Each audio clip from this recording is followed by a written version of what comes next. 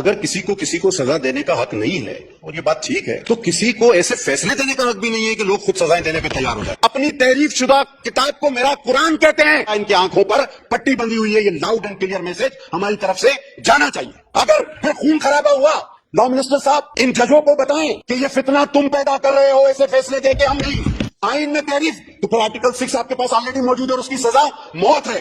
چاہے کتنا ہی لمبا کالا کوٹ آپ پہن لو، چاہے کتنے ہی لوگوں کو آپ نے پھانسی پر چڑھا دیا ہو، آپ ہمارے ایمان پر حملہ مت کرو.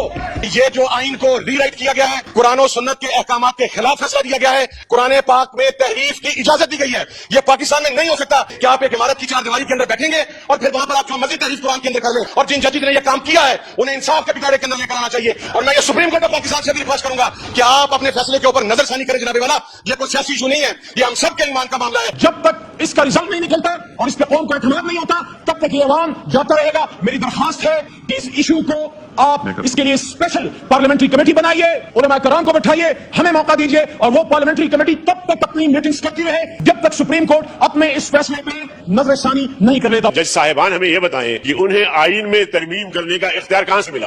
آئین میں ترمیم وہ نہیں کر سکتے. جج صاحب کون کی اس قسم کی رائے کو میں جوتے کی نوک پہ رکھتا ہوں اور میں کہتا ہوں کہ آج ہی قرارداد مذمت پاس ہونی چاہیے کہ آئندہ کسی کو ہمت اور جرأت نہ ہو. جج صاحب پتہ نہیں آنکھیں بند کر کے اس طرح کے فیصلے صادر کرتے ہیں.